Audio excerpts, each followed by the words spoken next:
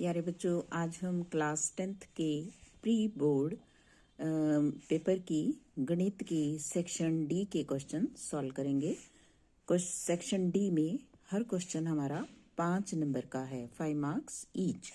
Question number 32, Ritu can row downstream 20 kilometres in 2 hours and upstream 4 kilometer in 2 hours. Find her speed of rowing in still water and speed of the current. ऋतु जो है down stream में, down stream का मतलब जब लहरों की गति, लहरों की दिशा जिस तरफ नाव चला रही है वो उसी तरफ की है तो उसे डाउन स्ट्रीम कहते हैं, जब लहरें डाउन हैं। और अप स्ट्रीम का मतलब जब अपोजिट साइड से लहरें आ रही हैं। तो देखिए 20 kilometres in 2 hours, down stream में तो वो इतना कवर करती है 2 आवर्स में, और अप स्ट्रीम में केवल 4 kilometres in 2 hours. Find the speed of rowing in still water and speed of the current. तो हम इसमें सपोज कर लेते हैं, suppose speed of Ritu in still water. Still water का मतलब जब उसमें कोई हलचल नहीं है, कोई लहरें नहीं है, x kilometre per hour. Speed of current, current का मतलब लहरें, stream, y kilometre per hour in down stream, in downstream the speed of Ritu is equal to x plus y। ऋतु की स्पीड में करंट की स्पीड जुड़ जाएगी। इन upstream, इसीलिए boat तेज चलेगी। In upstream the speed of Ritu is equal to x minus y. उसकी speed कम हो जाएगी, जो लहरों की स्पीड है उसकी स्पीड को कम कर देगी। अब 20 kilometres in 2 hours, 20 kilometres in 2 hours हमें मालूम है speed is equal to distance oblique time. Speed is equal to distance oblique time. अब देखिए जब वो डाउन स्ट्रीम में है तो हमारे पास उसकी स्पीड है x प्लस वाई, और डिस्टेंस कवर करती है वो 20 किलोमीटर, और इन 2 आवर्स इज इक्वल टू 10। और जब वो अप स्ट्रीम में है तो वो डिस्टेंस कवर करती है 4 किलोमीटर इन 2 आवर्स, तो ये हो जाएगा 2। तो मेरे पास दो इक्वेशन आ गई, x plus y is equal to 10, x minus y is equal to 2। दोनों को हम ऐड कर लेते हैं बाय एडिंग, ये कट जाएगा तो 2x is equal to 12, x is equal to 12 by 2 is equal to 6। Putting the value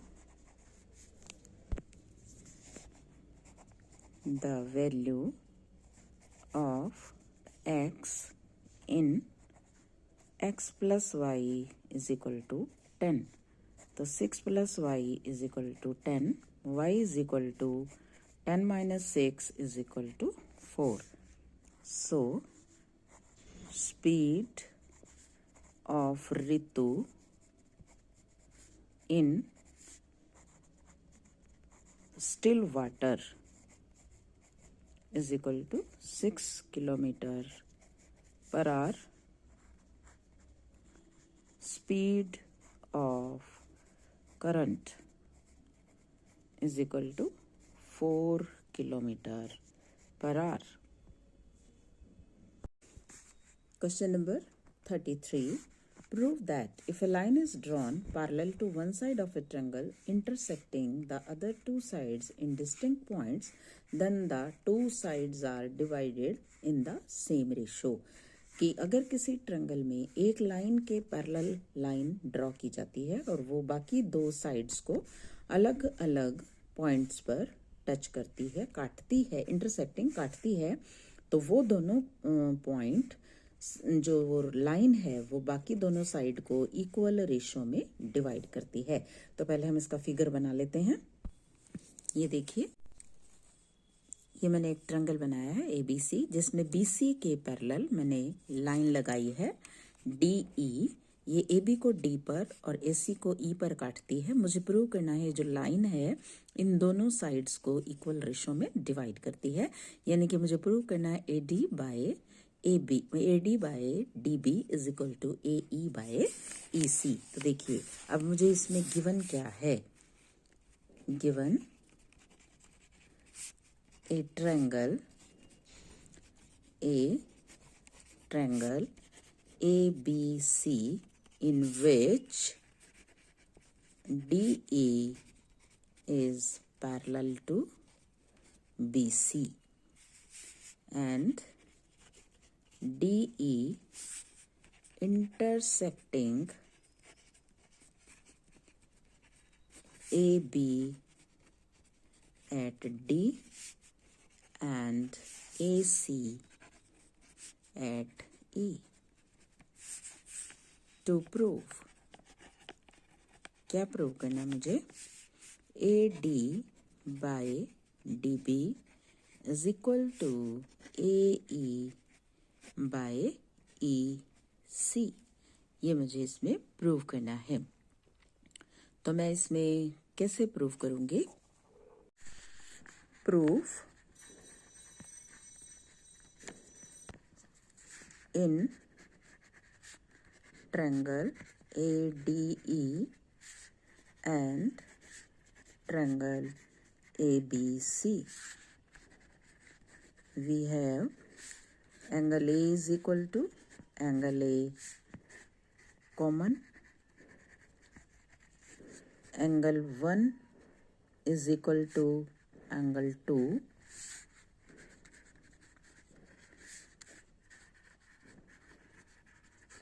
corresponding angles parallel हैं क्योंकि लाइन, तो कॉरस्पॉन्डिंग एंगल्स इक्वल होंगे। Angle 3 is equal to angle 4। ये भी कौन से एंगल हैं? Corresponding angles.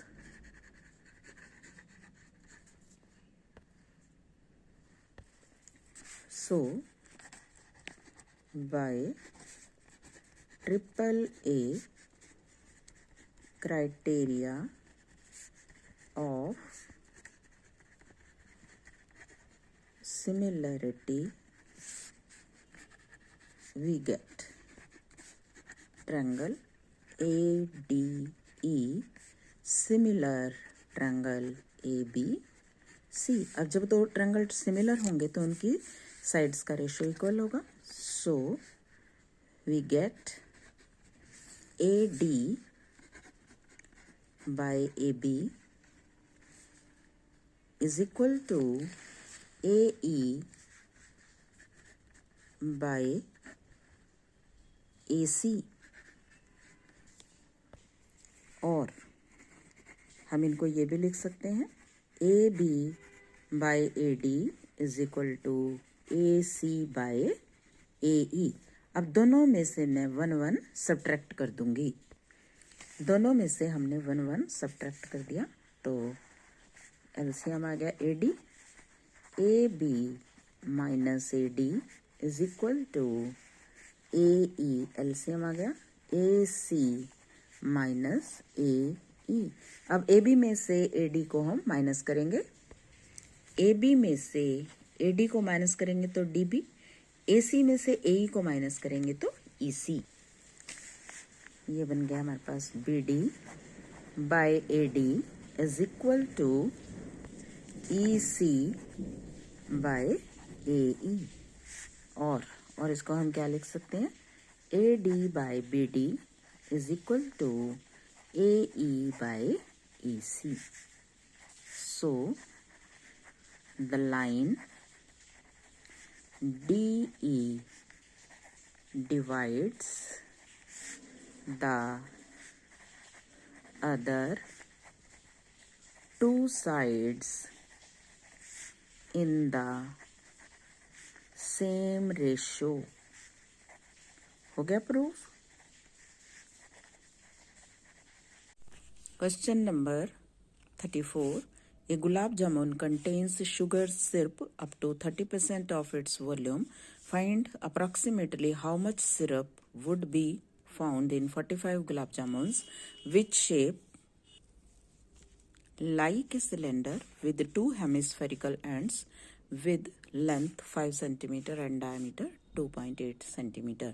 एक गुलाब जामुन है जिसमें सिरप है, चाशनी 30% ऑफ इट्स वॉल्यूम, उसके वॉल्यूम का 30% उसमें चाशनी है। Find approximately how much syrup would be found in 45 gulab jamuns. ऐसे 45 गुलाब जामुन्स में लगभग कितनी चाशनी, कितना सिरप हो सकता है।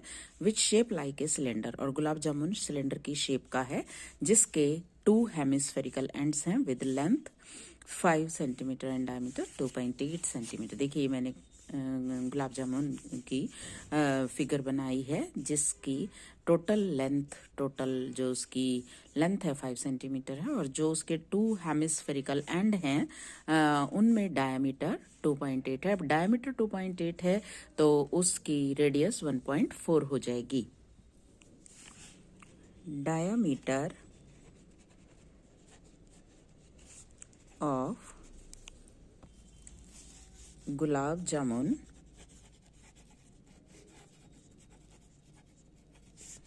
is equal to 2.8 centimeter. We have to find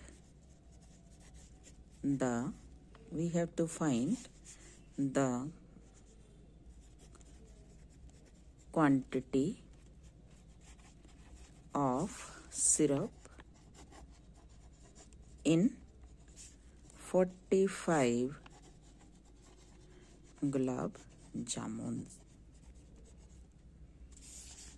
So we have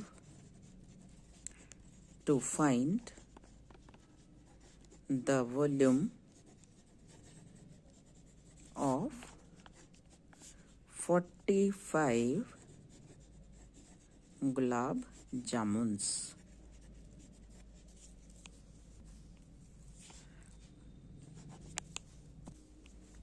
Volume of 1 gulab jamun is equal to volume of its cylindrical part plus volume of its 2 hemispherical parts. अब ये जो गुलाब जामुन इसके ये 2 हेमिस्फेरिकल पार्ट्स हैं। तो cylindrical part, cylinder का volume पाई r² h plus 2 hemisphere, एक hemisphere का वॉल्यूम 4/3 होता है तो 2 हाफ का हो जाएगा, 2 into 2/3 pi r³ where pi is equal to 22/7 and r radius 2.8/2 is equal to 1.4 h। अब h कैसे निकलेगा? h इज इक्वल टू, देखिए टोटल लेंथ है 5 सेंटीमीटर गुलाब जामुन की, तो 1.4 और 1.4 ये लेस हो जाएगा, तो ये सिलेंड्रिकल पार्ट की उसकी हाइट रहेगी 2.2। 5 minus 1.4 minus 1.4, 5 minus 2.8 is equal to 2.2। सारी वैल्यूज अब हम इसमें रख देते हैं। So volume of one gulab jamun is equal to. So volume of one gulab jamun is equal to pi r square h plus 2 into 2/3 pi r cube. इसमें से common आ जाएगा पाई आर स्क्वायर और अंदर रह जाएगा एच प्लस 4/3 पाई बाहर ले लिया हमने, आर क्यूब में से आर स्क्वायर बाहर आ गया तो आर. अब हम इनकी वैल्यूज फिल कर देते हैं. 22/7 आर हमारे पास है 1.4, तो इसको मैं 14/10 लिख देती हूँ. 14/10 और h मेरे पास है 2.2 प्लस 4/3 इंटू 14/10. अब इसको हम सॉल्व कर लेते हैं. अब इसको सॉल्व करेंगे तो हम इसको काट भी सकते हैं. देखिए मैं इसको काट के दिखाती हूँ. 7 2 जा 14, 2 5 जा और फिर ये भी कट जाएगा. 2 5 जा और ये 2 7 जा. 22 into 7 divided by 25 into 2.2 plus. अब इसको भी हम सॉल्व कर लेते हैं. ये हो जाएगा 56/30. 56 को हम 30 से डिवाइड करेंगे. It is 1.86 and this is equal to, इस सारे का जब हम इसका सॉल्यूशन करेंगे तो ये मेरे पास आ जाएगा 25.05 centimetre cube. 10 volume of 45 gulab jamuns. 45 gulab jamuns is equal to 25.05 into 45. अब इसको हम 45 से मल्टीप्लाई कर लेते हैं. It is 1127.28 centimetre cube. अब हम परसेंटेज 30% दिया हुआ है तो हम निकाल लेते हैं. अब इसमें सिरप कितना है. volume of sugar syrup is equal to volume of sugar syrup 30% of 45 gulab jamuns. Volume of 30% of volume of 45 gulab jamuns. 30 into 1127.28 by 100. अब इसको हम सॉल्व कर देते हैं. इसका सॉल्यूशन आ जाएगा 338.184 सेंटीमीटर क्यूब. तो hence volume of sugar syrup is equal to 338 centimetre cube. Approximately, लगभग. अप्रॉक्सीमेटली का मतलब होता है लगभग. अप्रॉक्सीमेटली. तो ये आ गया हमारे पास quantity volume of sugar syrup. Question number 34 जो हमारा ऑप्शन में दिया हुआ है, चॉइस में दिया हुआ है. 34 क्वेश्चन हमारा चॉइस में है. From a solid cylinder whose height is 2.4 centimeter and diameter is 1.4 centimeter.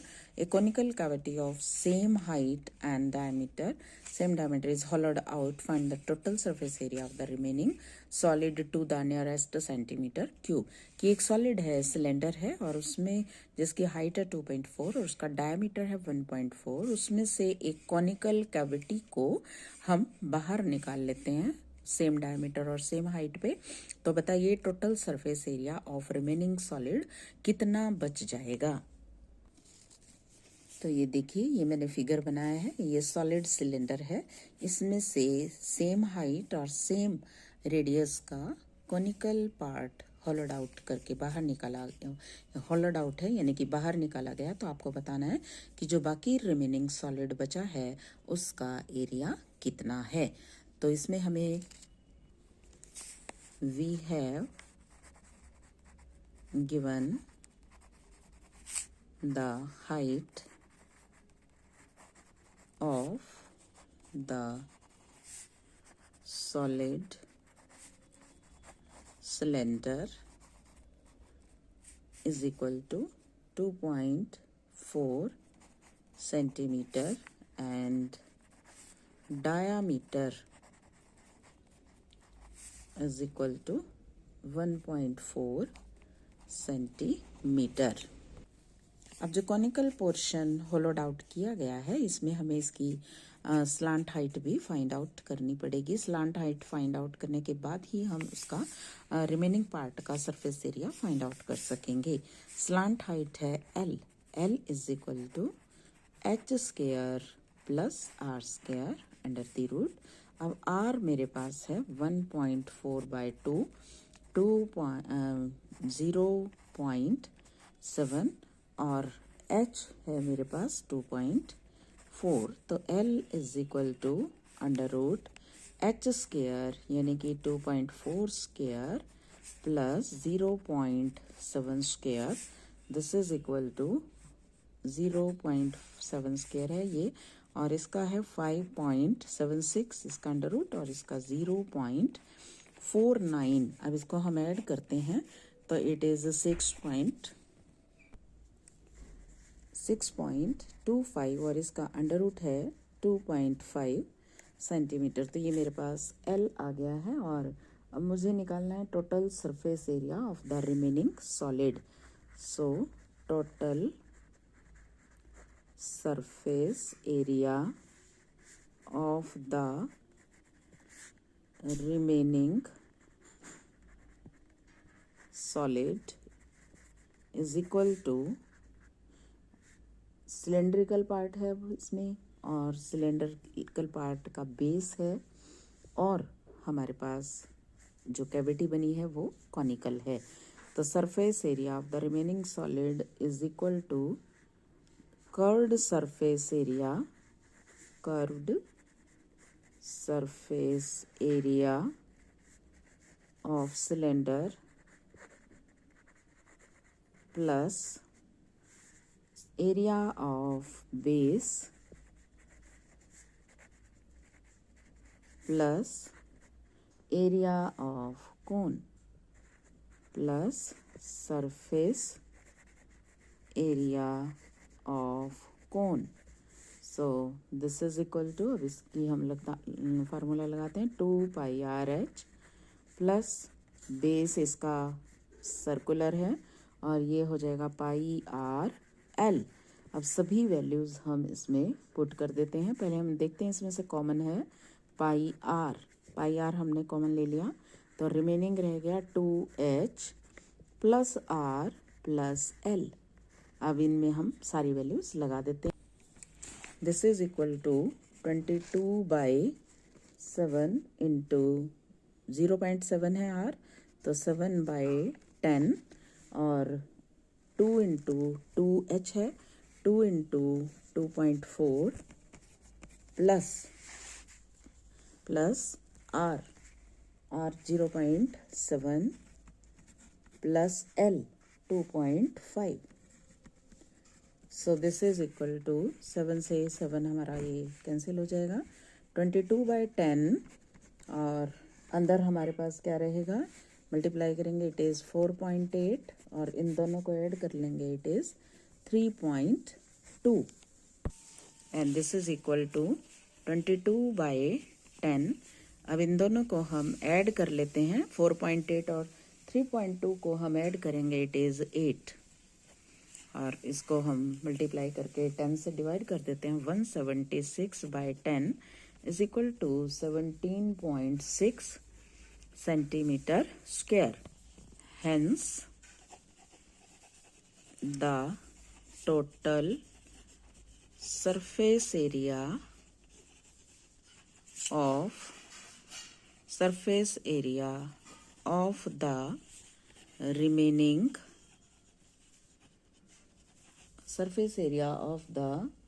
remaining solid to nearest centimeter square is 18 centimetre square. देखिए इसका राउंड फिगर कर दिया मैंने 17.6 का 18 centimetre square. Question number 35. The median of the following data is 525. Find the values of x and y if the total frequency is 100. अब ये हमें data दिया हुआ है और इसमें मीडियन दिया हुआ है 525 और इसमें टोटल दिया हुआ है इसका 100। तो हमें unknown frequency x and y find out करनी है। तो हम पहले इसकी कॉम्युलेटिव फ्रीक्वेंसी निकालेंगे। CF कॉम्युलेटिव फ्रीक्वेंसी ऐड कर करके 2 7 7 plus x 19 plus x 36 plus x 56 plus x 56 plus x plus y. अब 56 में इसको ऐड करेंगे 65 plus x plus y 72 plus x plus y 76 plus x plus y. हमने इसकी cumulative frequency निकाल ली है और ये किसके बराबर है? 100 के बराबर। 76 plus x plus y is equal to 100। तो x plus y is equal to 100 minus 76, x plus y is equal to 24। It is equation number 1। अब हमें मीडियन दिया हुआ है 525। अब 525 हमारा किस में लाई करेगा? 525 हमारा यहाँ लाई करेगा। तो हमारे पास जो मीडियन क्लास है वो 500 to 600 है। We have given median is equal to 525. So median class is equal to 500 to 600। इसी में लाई करेगी हमारी मीडियन। अब जो हमारी मीडियन क्लास है उसी के सामने हमारा f हो जाएगा और उसी के सामने जो CF होगा उससे ऊपर वाला हम CF अपने फॉर्मूले में यूज करेंगे। Capital N is equal to 100। तो n/2 is equal to 100/2 is equal to 50। हमें पता है मीडियन का जो फॉर्मूला है वो है L plus capital N/2 minus CF/F into H। अब L lower class 500, median class हमारी 5 to 600 है। n/2 50 और मैंने आपको बताया था मीडियन क्लास के सामने हमारा f है। f इज 20 और h हमें दिखाई दे रहा है 100। h is equal to 100। CF हमारा हो जाएगा 36 प्लस x। अब हम लगा देते हैं इसमें फॉर्मूला में 525 is equal to 500 plus 50 minus 36 minus x divided by 20 into 100 into 100। अब इसको हम इधर ले आते हैं। 525 माइनस 500 इज इक्वल टू, इसको हम इससे काट देते हैं 5। अब 50 में से 36 हमारा लेस हो जाएगा। 14 माइनस एक्स इंटू 5, तो ये बच गया 25 और इस 5 को हम नीचे ले आते हैं 14 माइनस एक्स, तो 14 minus x is equal to 5, so minus x is equal to 5 minus 14, minus x is equal to minus 9, x is equal to 9। अब मेरे पास x plus y is equal to x plus y is equal to 24 है। यहाँ पे मैं x की value लगा देती हूँ। 9 plus y is equal to 24, तो y is equal to 24 minus 9 is equal to 24 minus 9 is equal to 15, तो x is equal to 9 and y is equal to 15। ये हमारा आंसर आ गया। तो ये थे बच्चों हमारे सेक्शन डी के क्वेश्चन। कल आपके लिए सेक्शन ई सॉल्व करेंगे। तब तक के लिए take care, have a nice day.